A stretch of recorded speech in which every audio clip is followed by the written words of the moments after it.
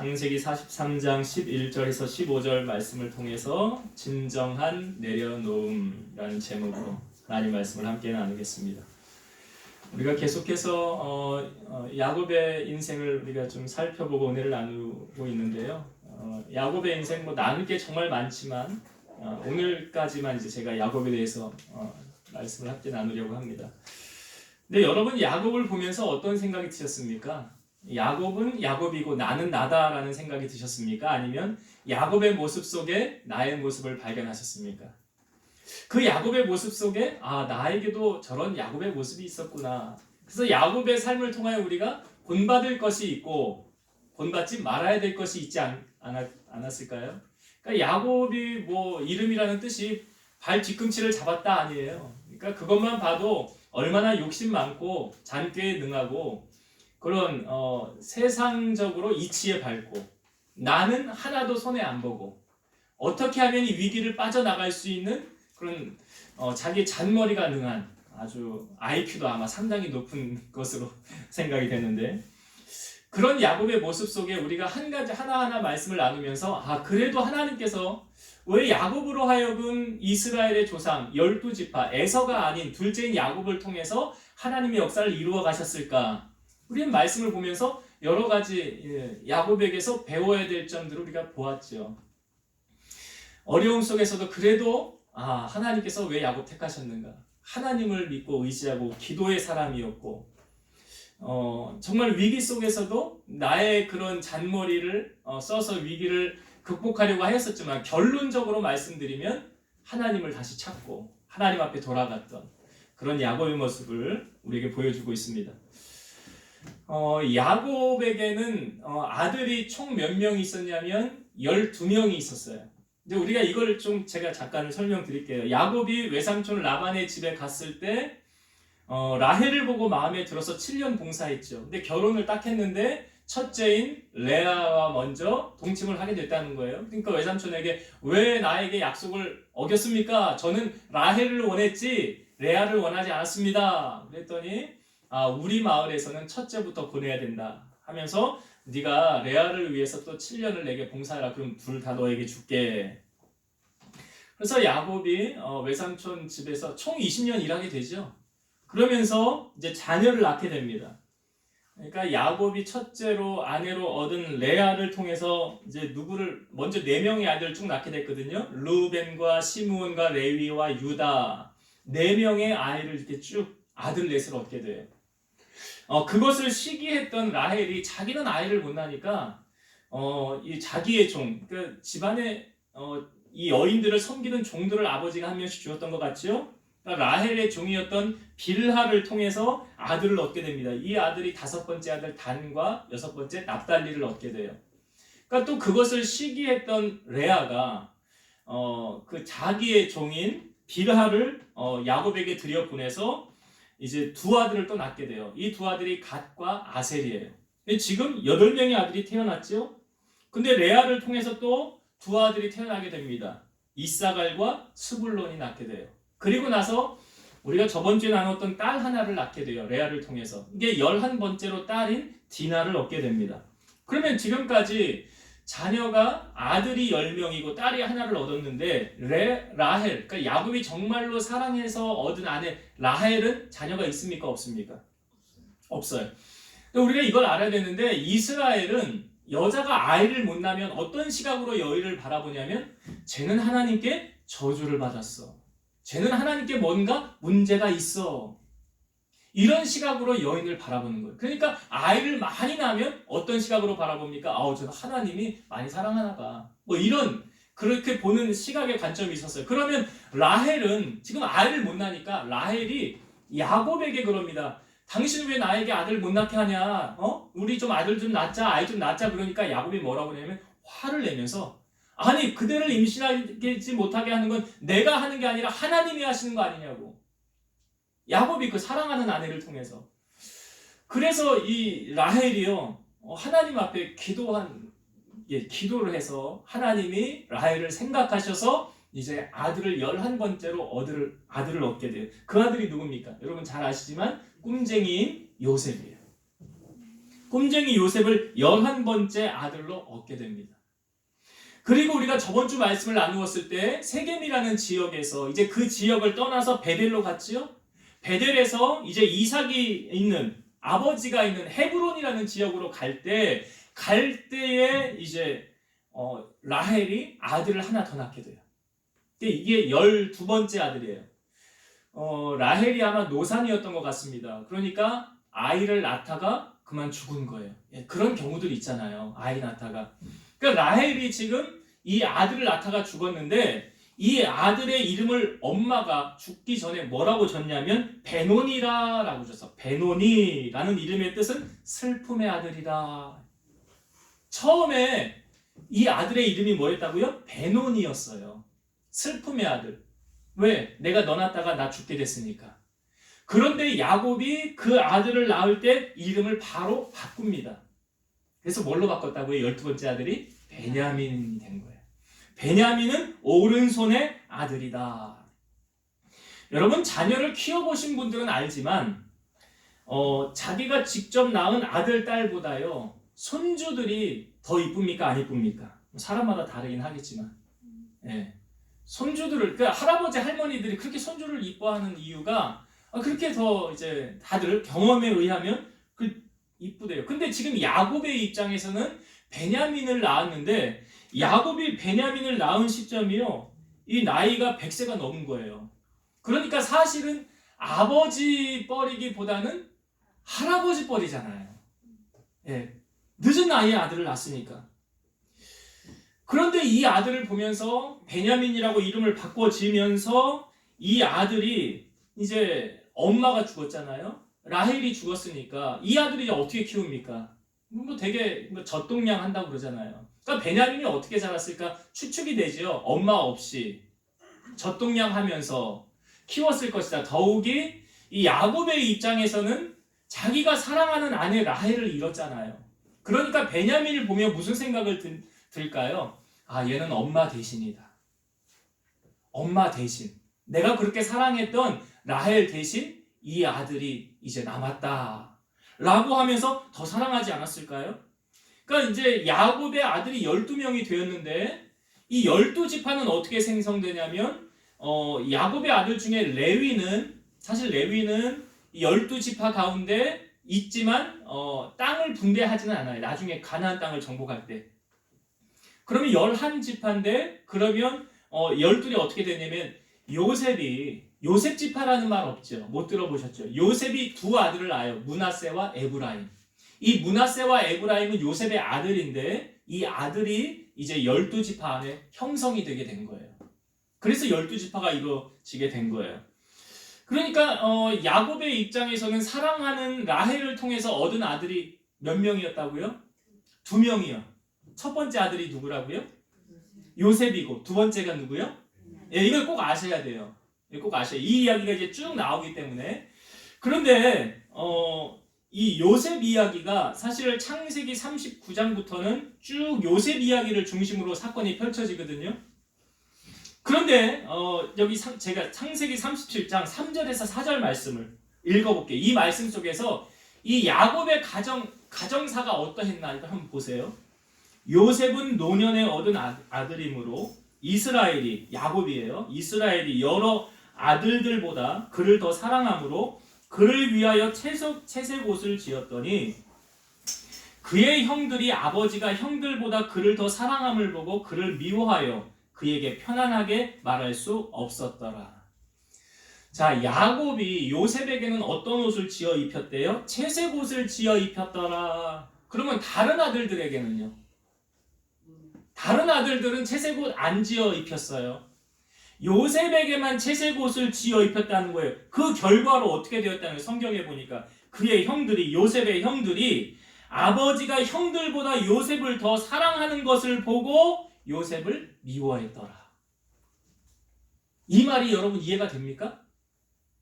아버지가 요셉을 사랑하니까 다른 아들들이 요셉을 미워했더라. 여러분 지금 우리나라 이제 정치를 하기 위해 대통령 뽑는 거 아니에요? 여러분 정치의 가장 시작되는 부분이 어딘 줄 아세요? 가정입니다. 물론 교회의 시작도 가정이지만 정치가 가장 먼저 시작되어지는 곳이 어디라고요? 가정이에요. 그러면 야곱은 정치를 잘했어요? 잘못했어요? 잘못했죠. 잘못했어요. 여러분 자녀를 키울 때 편애하면 돼요, 안 돼요? 손가락 뭐 다 물으면 다 아파. 손가락이 안 아픈 손가락이 어딨어? 근데 길이는요? 길이는 달라요. 그렇다고 자녀를 편애해서 키우면 지금 어떤 일이 벌어지느냐? 이런 야곱의 가정에 일어나는 일. 아버지가 요셉만 사랑하네? 저 요셉 저거 안 되겠는데? 그러니까 형들의 눈에 가시는 이제 아버지가 아니라 누가 타겟이에요? 요셉이 타겟이에요. 이게 누구의 잘못 때문에 이렇게 된 거예요? 야곱이 정치 잘못한 거예요. 집안 정치를 잘해야 돼요, 여러분. 자녀들이 문제를 안 일으키려면. 그러니까 야곱이 지금 정치를 잘못한 거예요. 그러면서 요셉이 말하기를 자기가 꿈 이야기를 해주니까 자기의 별은 있고 형들의 별이 나에게 절하더라. 내 볕단은 서 있고 형들의 볕단과 아버지의 볕단이 내게 절하더라. 그런 이야기를 요셉이 하니까 형들이 그래? 너 그 꿈 이루어지나 보자. 형들이 요셉을 더 미워했겠죠. 그래서 하루 어떤 일이 있었냐면 형들이 양을 칠 때 아버지가 요셉에게 너 형들 잘 있나 보고 오고 도시락 좀 전해줘라. 그래서 도시락을 가지고 형들이 있는 곳을 찾아간 거예요, 요셉이. 근데 형들이 요셉을 딱 보고 하는 말이 뭐냐면 야 저기 꿈꾸는 자가 온다. 그래 그 꿈이 이루어지나 보자 하고 요셉을 어떻게 하냐면 구덩이를 파고 거기다가 생매장을 시키려고 그러는 거예요. 가지고 온 도시락은 자기들이 밖에서 까먹고 요셉을 구덩이에 넣어놨어요. 그러니까 요셉이 울며불며 거기서 나 살려달라고, 제발 죽이지 말라고, 내가 잘못했다고 용서해달라고 이렇게 이야기를 하니까 형들이 야 얘 죽여서 뭐 하냐, 애굽으로 그냥 팔아버리자 해서 요셉을 은 20냥에 요셉을 팔아버리고요, 요셉의 옷을 염소의 피를 묻혀서 야곱에게 가지고 갑니다. 우리가 와보니까 이 옷에 이런 피가 묻어 있습니다. 이 옷이 누구의 옷이에요? 요셉의 옷이에요. 야곱이 그걸 보고 오열을 하는 거죠. 아이고 내 아들 요셉이 짐승에게 당했구나, 죽었구나. 요셉은 죽은 걸로 야곱은 생각하는 거예요. 그러나 우리가 성경을 보면 이제 요셉은 애굽에 가서 총리의 자리에 17세에 요셉가 애굽으로 팔려가지요. 그리고 30세의 나이에 요셉이 총리가 돼요. 근데 요셉이 여러분 총리가 된 배경은 어디 있습니까? 요셉이 사실 총리가 될 줄 알았어요? 모르고 간 거잖아요. 그런데 요셉이 보디발의 집에 있다가 억울한 누명 쓰고 감옥에 갇히게 되었죠. 거기서 꿈 해몽을 두 사람 해줬어요. 술 맡은 관원장과 떡 맡은 관원장. 술 맡은 관원장에게는 당신은 3일 뒤에 요셉의 탄생일에 복직될 거고, 떡 맡은 관원장 당신은 3일 뒤에 죽게 될 것입니다. 꿈대로 해석이 됐어요. 근데 요셉이 술 맡은 관원장에게 부탁하죠. 당신 나가면 나 좀 여기서 꺼내주세요. 근데 성경에 보면 술 맡은 관원장의 머릿속에 요셉의 생각을 하나님이 지워버렸어요. 그리고 이 술 맡은 관원장은 바로 왕 옆에서 복직이 되었고, 요셉의 나이 30살에 바로 왕이 꿈을 꾸죠. 근데 아무도 그 꿈을 해석을 못하는 거예요. 그러니까 술 맡은 관원장이 옆에서 자기가 과거에 있었던 요셉 이야기를 하는 거예요. 그 사람이 꿈 해석해 준 대로 되었습니다. 그 아이를 당장 데려와라. 그래서 요셉이 앞에 섰고 바로가 꿈 이야기를 하고 요셉이 해몽을 하는 거예요. 그 요셉의 꿈이 해몽할 때 내용이 뭐였습니까? 앞으로 7년 동안은 풍년이 있을 것이고 그 뒤로 7년 동안은 흉년이 있을 것입니다. 그러니 왕은 지혜로운 사람을 세워서 이 나라를 통치하게 하소서. 그랬더니 바로 왕이 인장 반지를 빼주면서 너보다 더 지혜로운 사람 어딨냐, 네가 이 나라를 다스려라 하고 반지를 주면서 요셉을 바로 총리의 자리에 세운 거예요. 그렇게 세월이 풍년일 때는 아무 상관이 없죠. 풍년의 7년이 지나간 후에 흉년 2년 차에 야곱의 집에 먹을 것이 떨어진 거예요. 이스라엘의 온 땅에 기근이 임한 거예요. 그런데 소식통에 듣자 하니 애굽에는 식량이 있다라는 소식을 듣고 이제 야곱이 자기 아들 10명을 애굽으로 곡식을 사오라고 돈을 줘서 보낸 거예요. 그래서 형들이 이제 애굽에 딱 도착을 해서 요셉 앞에 딱 선 거예요. 그리고 요셉 앞에 엎드려 절을 하는 거예요. 이 요셉은 분장을 하고 이스라엘과 애굽의 언어가 다르기 때문에 전혀 저 앞에 서 있는 사람이 요셉이라 생각을 못한 거죠. 그래 요셉이 형들에게 이런 거예요. 너희들 정탐꾼이지. 이 나라 정탐하러 왔지. 아닙니다, 아닙니다. 우리 정탐꾼 아닙니다.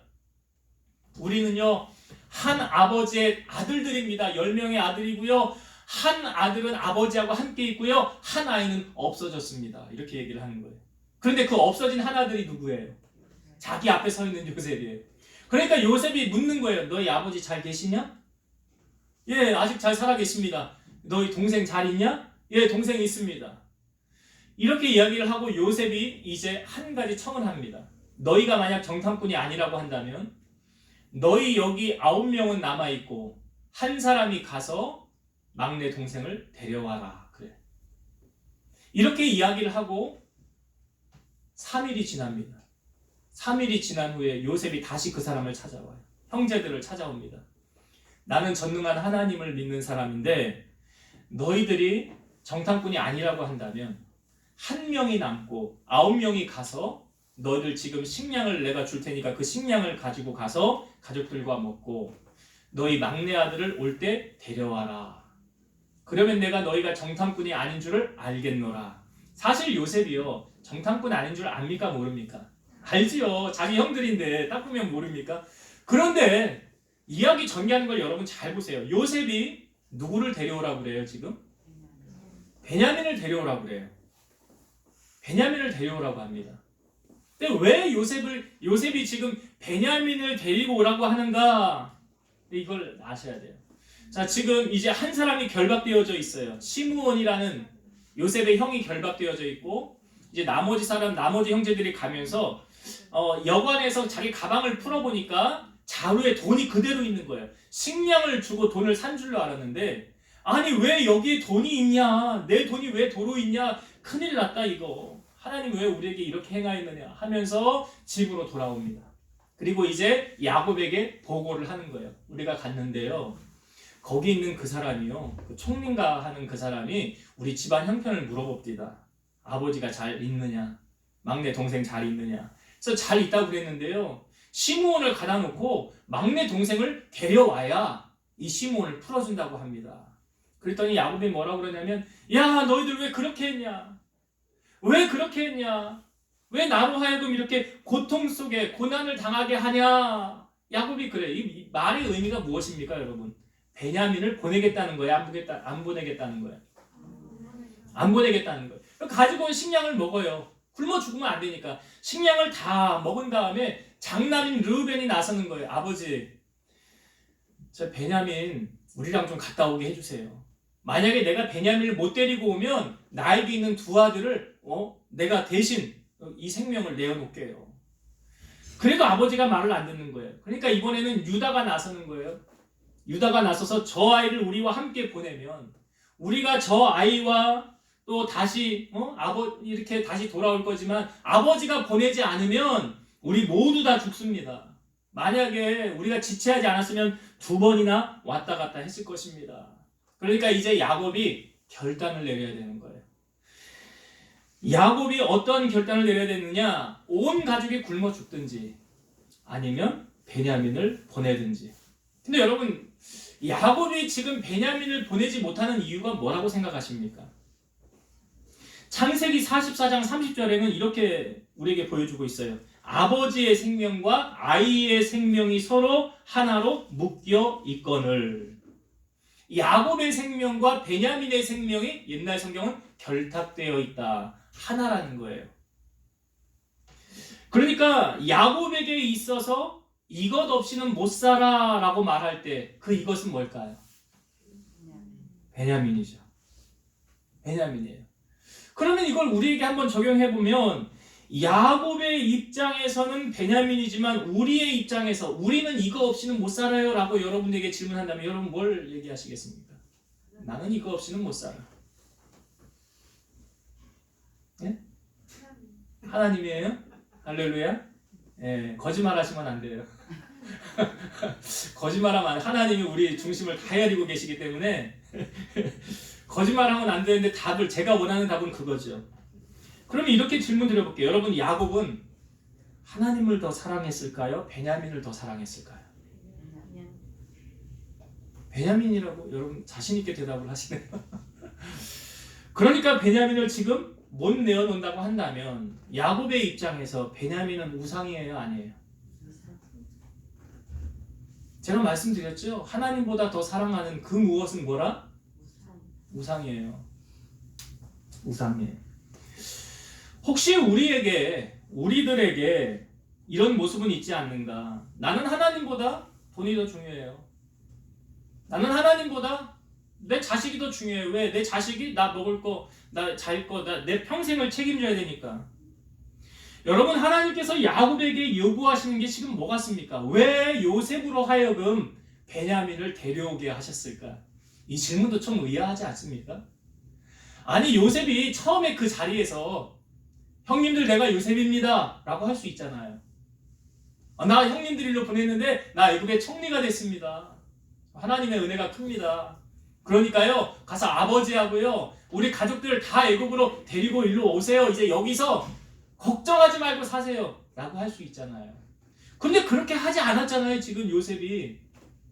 누굴 데려오라고요? 아버지 모셔오라는 말이 아니잖아요. 누구를 데려오래요? 베냐민을 데려오래요. 왜 그렇게 하였을까? 왜? 하나님께서 야곱으로 하여금 진정한 내려놓음을 하나님이 요구하시는 거예요. 누구에게? 야곱에게요. 여러분, 우리가 이 모습을 보면 누구 한 사람 생각나지 않습니까? 믿음의 조상 아브라함. 믿음의 조상 아브라함. 하나님께서 말씀하셔서 너 내가 명하는 곳으로 가서 이삭을 번제로 드려라. 그래서 이삭하고 같이 올라갈 때 이삭이 질문하죠. 아버지, 양은 어디 있어요? 번제로 드릴 양은요? 하나님이 친히 다 예비해 놓으실 거야. 올라갔어요. 아무것도 없었잖아요. 안 보였죠? 그래서 이삭을 잡아서 결박해서 이렇게 내려치려는 그 찰나에 하나님이 아브라함 하고 급하게 부르시면서 멈춰라. 그 다음에 하신 말씀이 뭐예요? 내가 이제야 네가 나를 얼마나 사랑하는 줄 알았노라.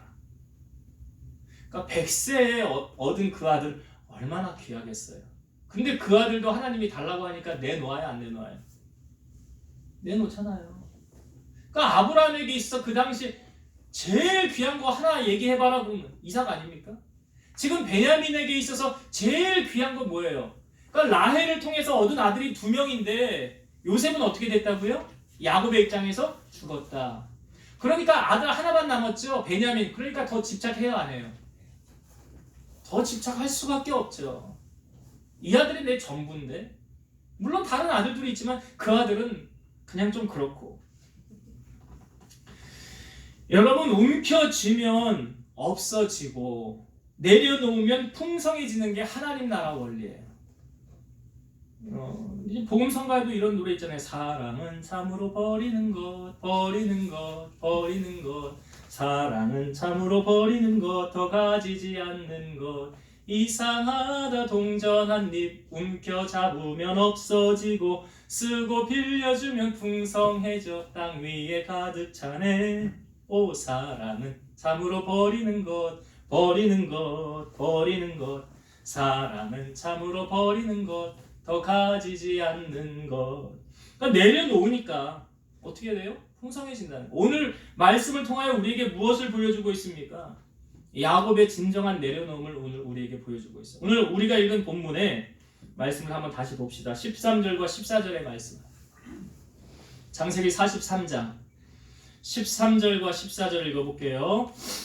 자, 이제 드디어 야곱이 말합니다. 내 아우 누구예요? 베냐민도 데리고 떠나 다시 그 사람에게로 가라. 여기서 그 사람은 누구예요? 요셉이죠. 근데 야곱의 입장에서 그 사람이 요셉인 거 알아요? 몰라요? 모르고 있는 거예요. 14절. 전능하신 하나님께서 그 사람 앞에서, 그 사람 요셉이에요. 그 사람 앞에서 너희에게 은혜를 베푸사 그 사람으로 너희 다른 형제와, 지금 시므온 잡혀있다고 그랬죠? 너희 다른 형제 시므온과 베냐민을 돌려보내게 하시기를 원하노라. 내가 자식을 잃게 되면 잃으리로다. 지금 야곱은 베냐민을 보내면서 어떠한 각오까지 합니까? 베냐민이 죽어도, 잃게 되면 잃으리로다가 뭐예요? 베냐민이 죽어도 나는 죽는 상황이 온다 할지라도 내어놓는다. 이게 내려놓는 거예요. 죽을지도 모른다. 그런 상황 속에 내려놓기 쉬워요, 어려워요?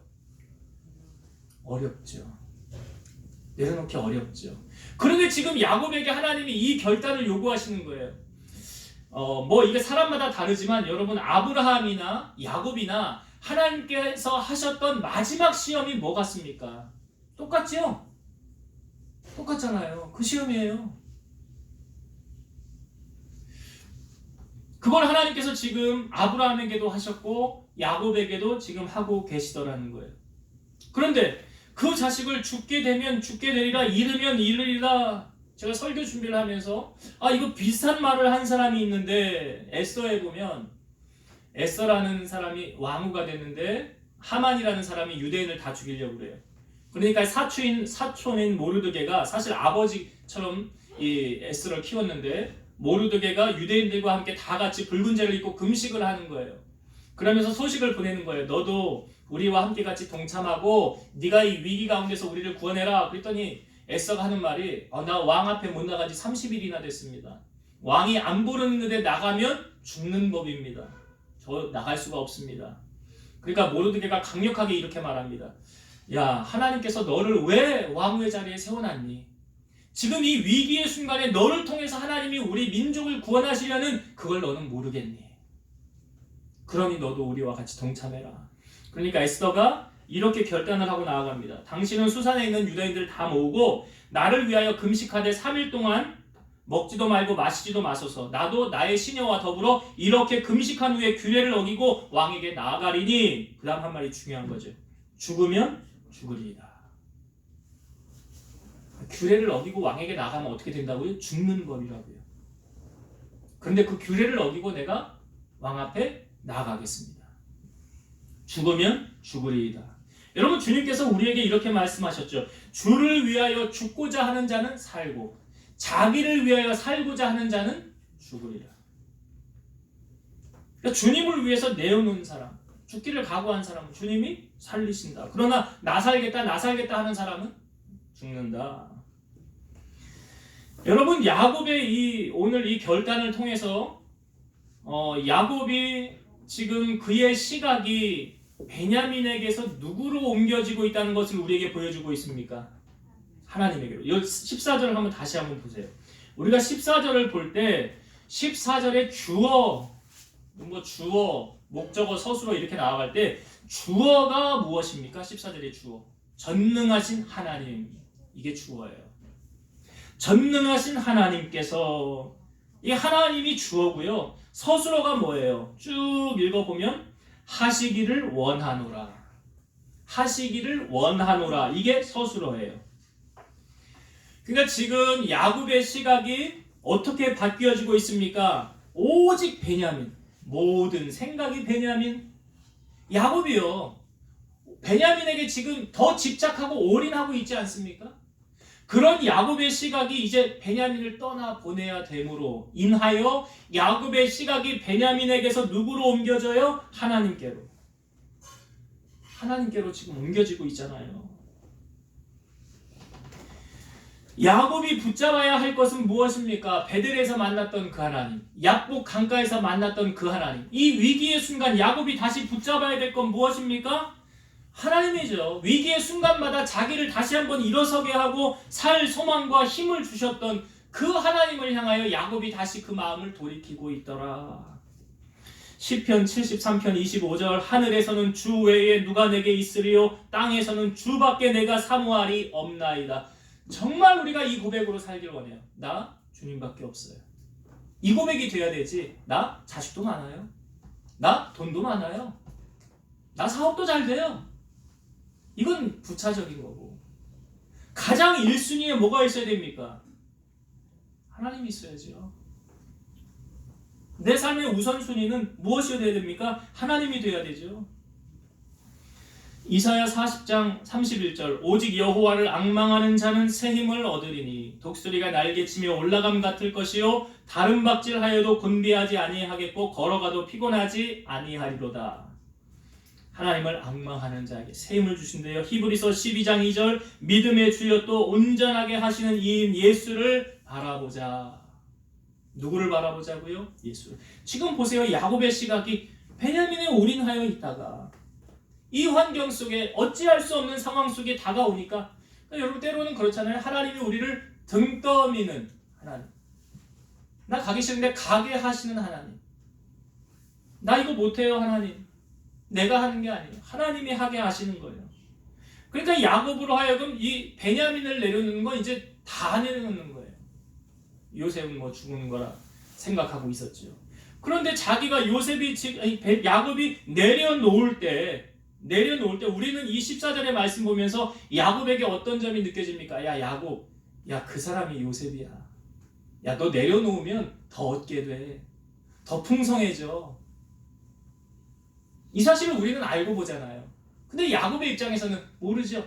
여러분 우리의 인생이 그렇다니까요. 여러분들이 내려놓으면 하나님이 더해주시고 풍성하게 하는데 이거 안 내려놓으려고 그러잖아요. 꼭 쥐고 있으려고 그러잖아요. 이거 없이는 난 못 살아.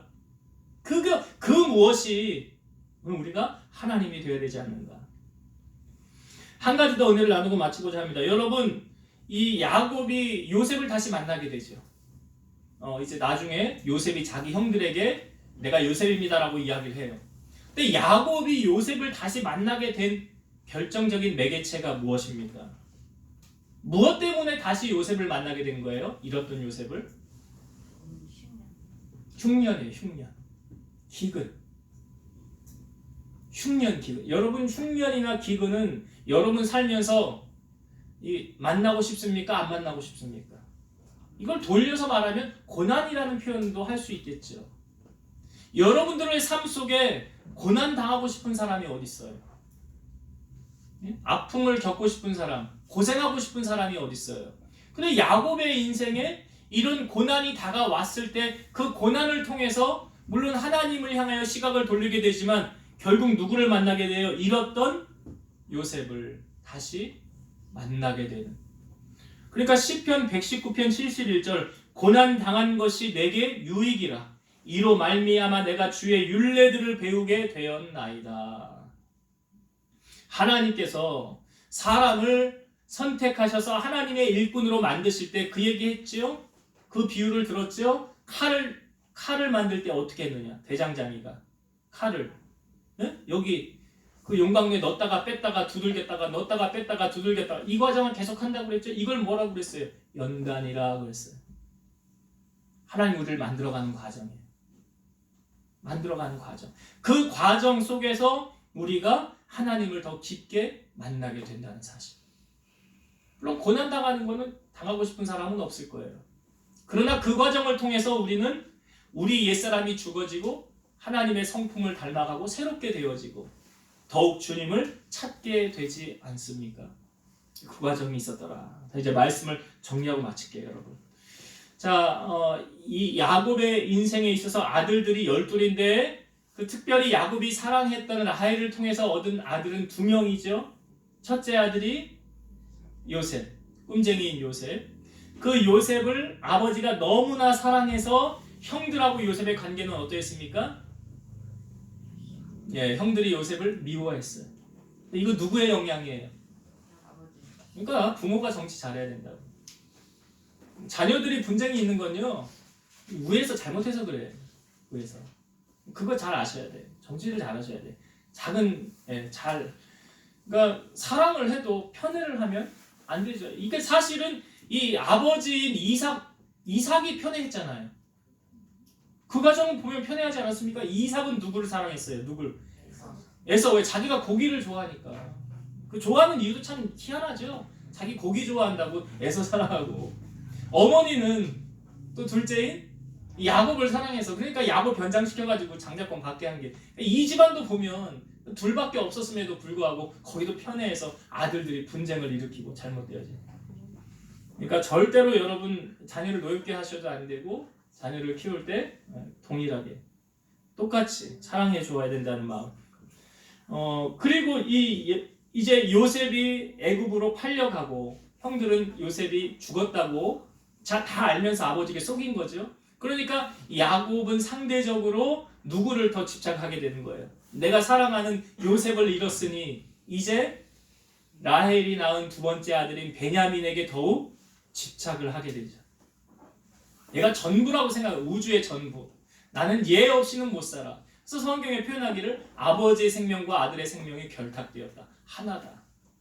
그 정도로 야곱은 이제 베냐민에게 집착을 하게 될 때 요셉이 그 형들에게 누구 데려오라고요? 베냐민 데려와라. 그러니까 잘 보세요, 여러분. 내가 가장 사랑하는 것을 하나님이 결국은 어떻게 하게 하십니까? 내려놓는 제거 예. 내려놓는 환경을 하나님이 만들어 가신다고요. 내려놓을 수밖에 없는 환경을. 그러니까 야곱이 지금 베냐민 안 보내면 다 굶어 죽는데 다 굶어 죽을 수 있어요 거기서? 없잖아요. 그러니까 어쩔 수 없이 보내야 되는 환경을 하나님이 만들어 가신다고요. 하나님이. 그래서 야곱으로 하여금 너 그거 내려놔야지. 그리고 시각을 베냐민에게서 누구를 바라봐야 돼요? 하나님을 바라보는 시각. 하나님이 요구하시는 게 그거라는 거죠. 그래서 야곱이 다시 하나님을 바라볼 때 보세요. 어떤 은혜가 임하였습니까? 잃었던 요셉도 얻게 되는. 우리가 내려놓으면 죽을 것 같아요. 나 이거 없으면 못 살 것 같아요. 그런데 그렇지 않더라. 결국은 하나님 한 분 붙잡으면 모든 것이 다 회복되어지더라. 라는 것을 야곱의 삶을 통하여 우리에게 보여주고 있고, 여러분의 인생에 힘들고 어려운 고난이 올 때 그때는 뭐 할 때예요? 하나님을 더 깊이 만날 때예요. 아, 지금 하나님이 내게 신호 보내시구나. 나하고 하나님 더 대화하기를 원하시는구나. 내가 주님 앞으로 더 가까이 나가야 되겠구나 라는 시그널을 하나님이 보내는 거예요. 그러니까 이 야곱이 지금 요셉을 만나게 된 그 매개체, 흉년이라는 매개체가 없었다면 야곱은 요셉을 다시 만날 수도 없었겠죠. 찾을 이유가 없었겠죠. 그러나 그것을 통해서 요셉을 만나게 되었다는 것, 우리의 안에 어떤 고난을 통해서 우리가 하나님을 더 깊이 만날 수 있는 통로가 됐다. 여러분 요즘 힘드십니까? 어렵습니까? 그러면 하나님을 더 깊이 만나야 되는 시기구나. 주님이 나와 더 깊이 교제하길 원하시는구나 라는 시그널로 받으셔서 하나님과 더 깊이 동행하는, 하나님 더 깊이 사랑하는 여러분 되시기를 주의 이름으로 축원드립니다. 기도하시겠습니다. 살아계신 하나님 감사합니다. 오늘 야곱의 삶을 통해서 진정으로 야곱이 하나님보다 더 사랑했던 그 무엇, 그것을 내려놓을 때 우리는 그것이 없으면 죽을 것 같고 못 살 것 같았지만, 내가 내려놓는 순간 하나님은 내게 더 좋은 것으로 채워주신다는 것을 알았습니다. 우리 사랑하는 우리 교우들이 하나님보다 더 사랑했던 그 무엇이 오늘 우리들 안에 자리 잡고 있었다고 한다면 오늘 그것을 십자가 앞에 내려놓게 하시고, 나에겐 오직 주님밖에 없습니다. 주님이 나의 전부이십니다. 주님 한 분만이 나의 구원자이십니다. 라는 고백을 가지고 살아갈 수 있는 우리 성도들이 되게 하여 주옵소서. 예수님 이름으로 감사하며 기도드리옵나이다. 아멘.